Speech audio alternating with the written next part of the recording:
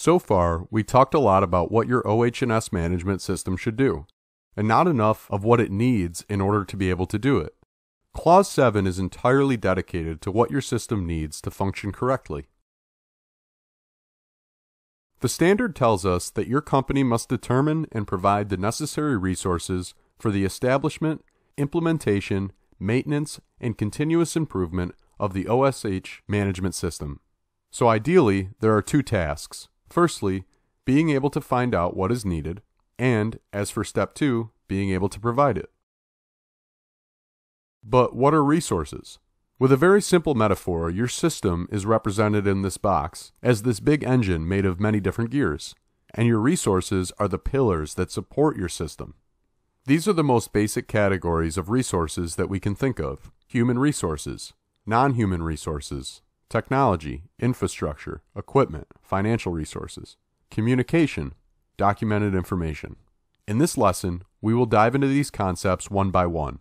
To be honest, Clause 7 is not as demanding as the clauses immediately before and after, so you may take this clause as a little break, in which we try to think of our system and processes in a more broad sense. 7.2. Human Resources. Let's start with human resources. For human resources, we should think of what really can make a human resource valuable or not.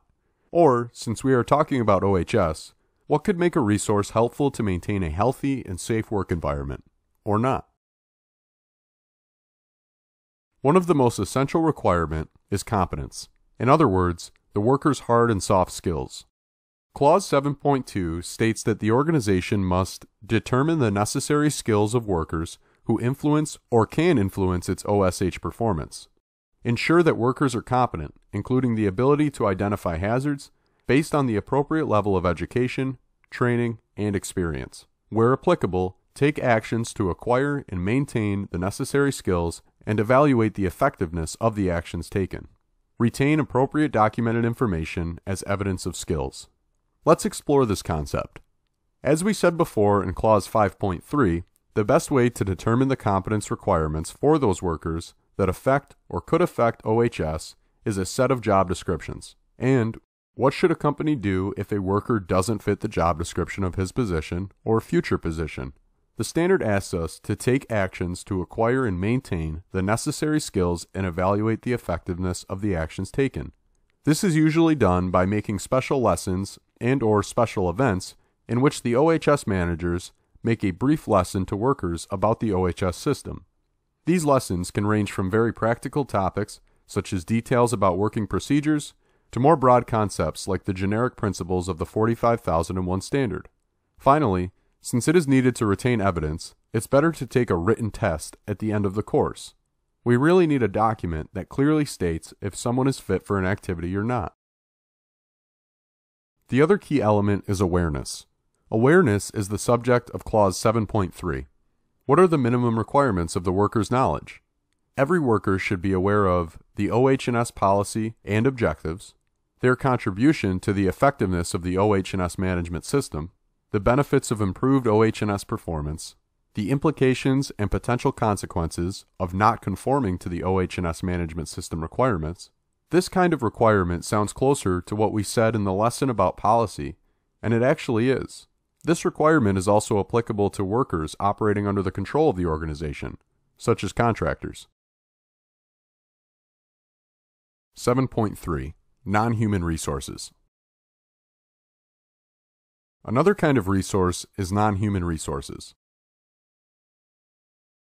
Non-human resources could also be called infrastructure. Here, follow some examples: buildings, plant, equipment, utilities, information technology, communication systems, emergency containment systems. Resources should be provided in a timely and efficient manner. Resource allocations should consider the organization's current and future needs. The allocation of resources must have full support from top management under the requirements of Clause 5 to drive the maintenance of a safe and healthy work environment. The most relevant way through which infrastructure can be taken care of is periodic maintenance. Many organizations fail to properly manage this very key process, though. Chapter 7.4. Communication. In Clause 7.4, another vital element of the 45001 system is explored: communication. Communication is the topic of Clause 7.3.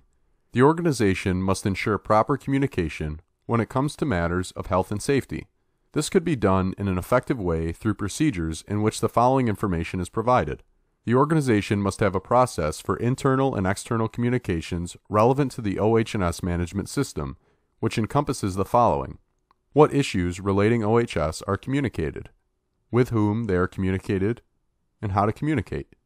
Let's think of a very important matter that is related to communication: the reporting of accidents and near miss. A company certified according to 45001 should state in its procedures how it wants its workers to communicate to their superiors if something dangerous happened. Some companies decide to have a paper form that workers have to fill out, then hand to their superior. Then, according to the procedure, the superior has to hand this form to the OHS manager in order to evaluate together what happened, and possible ways to prevent it from happening again. Other companies prefer to have something different, like an informatics tool that lets them fill out a form without having anyone else to read it before the OHS does. Every method has its pros and cons. We should keep in mind that what really matters is that whatever method we choose for our communication, the organization must keep documented information as evidence of its communications as appropriate. During the audit, the auditor may very likely ask you to show some evidence of your communications. The standard goes on in specific details about how it has to take into account even the cultural differences of its workers. The organization must take into account the aspects of diversity, for example, gender, language, culture, literacy, disability, when considering its communication needs. For example, if some foreign workers find it difficult to understand the safety procedures or the lesson in which these procedures are explained to them, then a 45001 certified company should take appropriate measures to make sure they understand as well. Simplified procedures or lessons made in their language could be a way to face this problem. Also, external interested parties have to be taken into consideration. In other words, your company should listen to complaints or praises from competitors, clients, contractors, even the nearby community. Chapter 7.5, Documented Information. As for the last pillar, documented information, things are starting to become a little meta, don't they? Basically, in this specific part of the standard, we are reminded of some very key features that our documented information should have and how your company should manage them. So, Clause 7.5 describes the minimum requirements of the documentation: identification and description. When creating and updating documented information, the organization must ensure appropriate identification and description.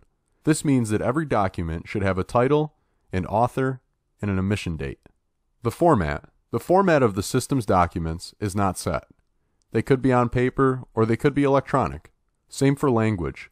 There is no specific language needed, as long as it is understandable by the ones this document is made for. The review and approval methods. Your company should also have a specific set of rules about who makes them and who approves them. Also, your company must properly manage documented information. 1. Your company should be sure that they are available when needed and suitable for use.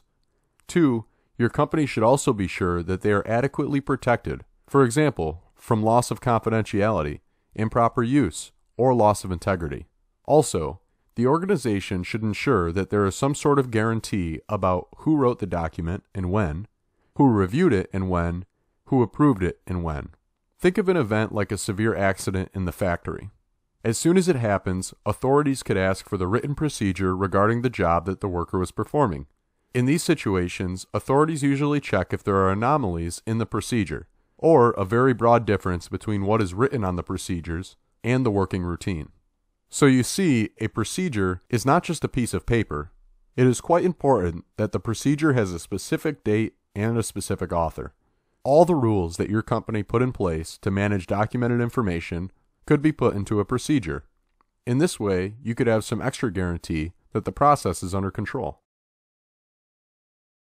Mind you, by documented information, technically we also mean documents that are not made by your company, but are somehow relevant for your company's OHS. For example, safety sheet of the chemical substances that your company uses are in this category. The standard says that this kind of documented information must be identified and kept under control. Let's see into more detail, what do we mean by documented information? At the very beginning of this course, we mentioned procedures and records. Here you can see the exact slide that we saw in that lesson. Just talking about procedures and records was an oversimplification that was okay in that part of the course, but now we need more depth. We saw that ISO 45001 has moved from prospective requirements for specific documents and records that were used in the old ISO toward the more inclusive term, documented information. Why this change? This allows the organization to customize its occupational health and safety documentation better. Living documents that describe how things are done within the OH&S. Static records that reflect the results of some activity at a particular point in time. Document informations could be proper procedures. A procedure is the specified way to carry out an activity. Work instructions. An instruction provides detailed directions on how to perform a task. Forms. A way to record the result of a specific activity. The key to distinguishing between procedures and instructions is to look at their level of detail. Procedures describe what is done, and instructions describe how it's done. Whether in electronic or paper format, the correct and current versions of living documents need to be available to those who use them. Working procedures could be given on paper format to workers, but it's not mandatory. They also could be given in electronic version. The OHS policy could be written and posted on the bulletin board, but could also be entirely electronic. Let's make a practical example of the documented information needed to manage a process. One of the key processes of every company is maintenance management. Your company could have a generic procedure that says who plans the maintenance, who ensures that maintenance is done, what should be done if maintenance is not adequate, and so on. This procedure is useful for the top management. Something more detailed that states exactly what should be done for each machine. This document is aimed at the factory workers that will actually do the maintenance. Finally, your instructions could have a checklist in order to be sure that the factory worker doesn't forget a key step. So you may see how your company could give itself rules to manage it and make different kind of documents with different kinds of detail. But the auditor will not just stop at reading your rules. The auditor wants proof that they are followed. So he will ask you to show the records, which in our example are the compiled checklists. Regarding documents, it's important to keep the complexity of the documented information at the minimum level possible. This ensures effectiveness, efficiency, and simplicity at the same time.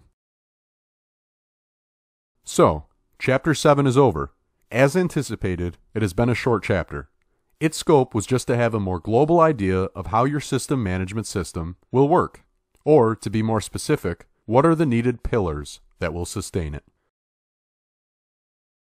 What about our path? As you may see, we are right in the middle of the due uphill. We hope that everything is clear. If not, don't hesitate to write us an email at occam@occam-consult.com. See you on Chapter 8, and thanks for watching.